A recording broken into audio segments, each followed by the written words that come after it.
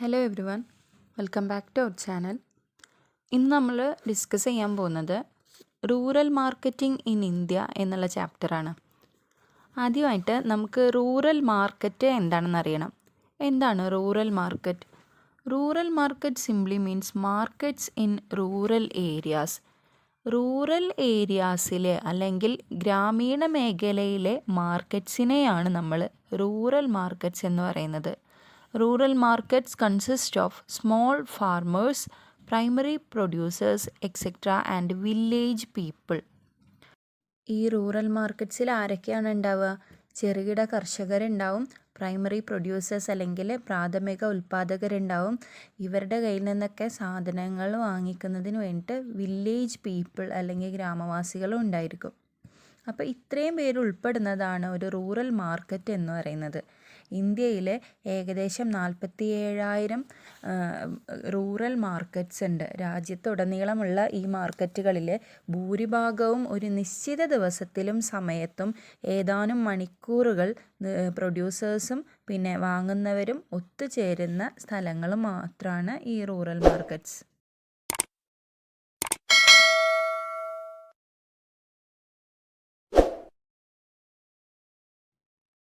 ഇനി മാർക്കറ്റിംഗ് പർപ്പസിന് വേണ്ടി മാർക്കറ്റേഴ്സ് റൂറൽ മാർക്കറ്റിന് മറ്റൊരു ഡെഫിനേഷൻ കൊടുത്തിട്ടുണ്ട്.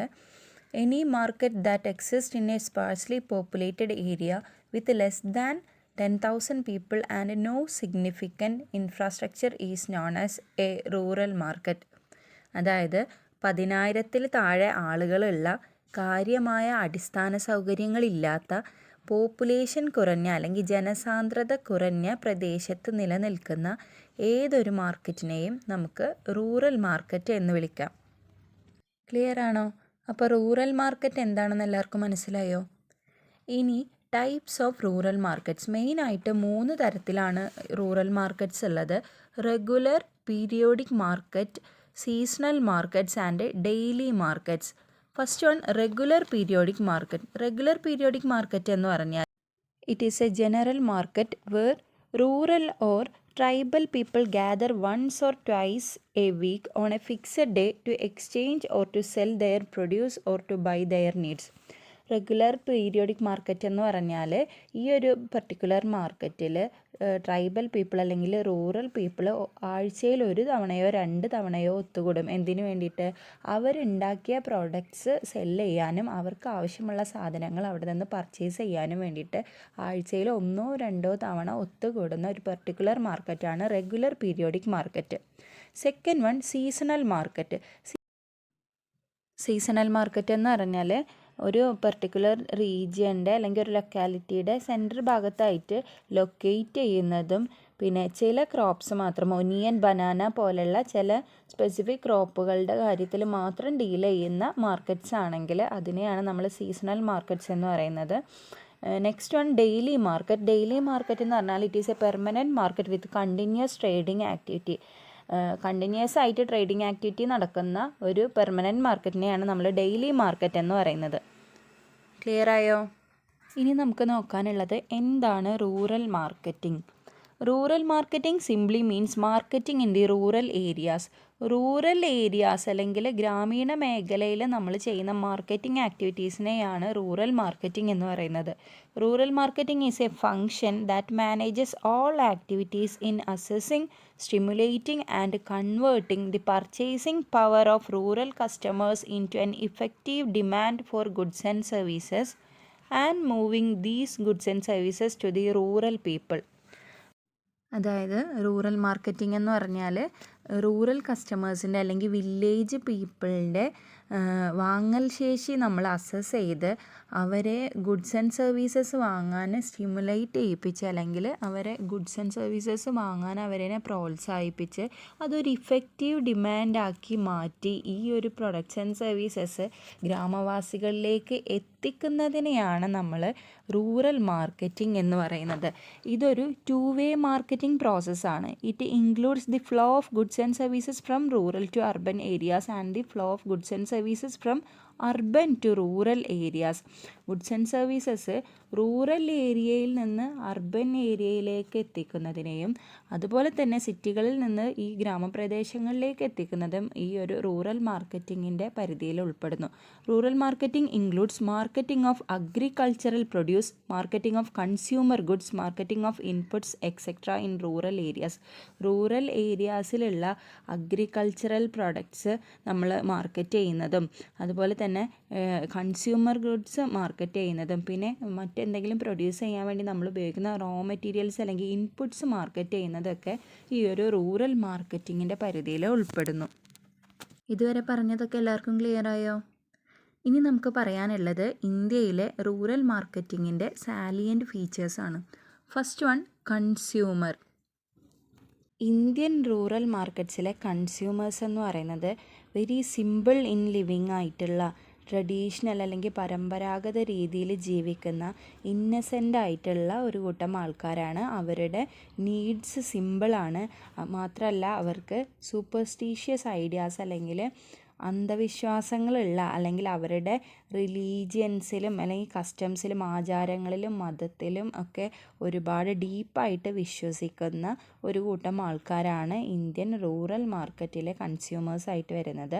അവരുടെ ലിറ്ററസി ലെവൽ ഉയർന്നുകൊണ്ടിരിക്കുന്നുണ്ട്. Nearly 45% of rural Indians are literate.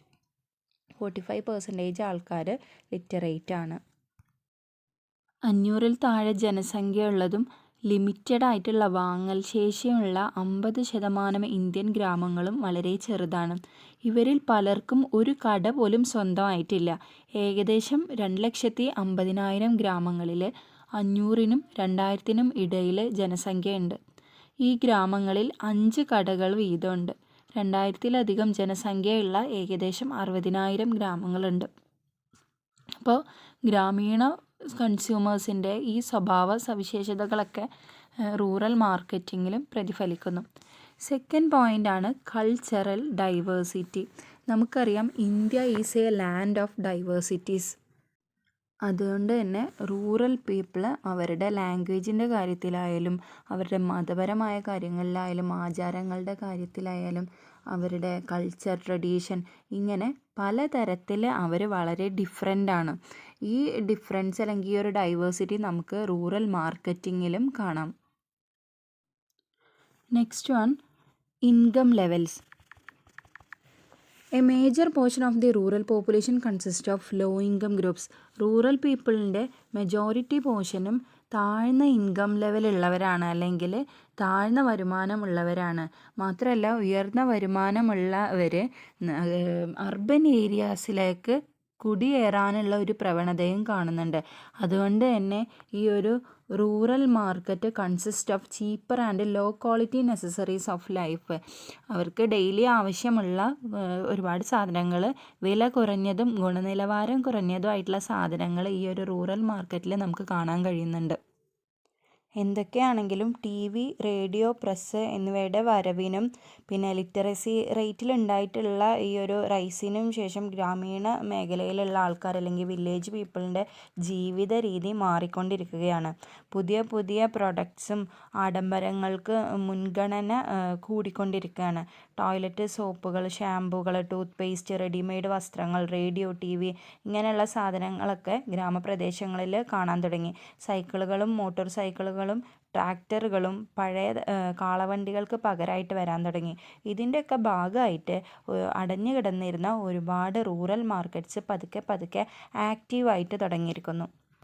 Next one, vast scattered markets. Indian rural markets entire US മാർക്കറ്റിനേക്കാൾ ഇരട്ടി വലുതാണ്. പക്ഷേ നമ്മുടെ റൂറൽ മാർക്കറ്റ് ഡൈവേഴ്സ് ആയതുകൊണ്ട് തന്നെ ചിതറിയാണ് കിടക്കുന്നത് അല്ലെങ്കിൽ സ്കാറ്റേർഡ് ആയിട്ടാണ് കിടക്കുന്നത്.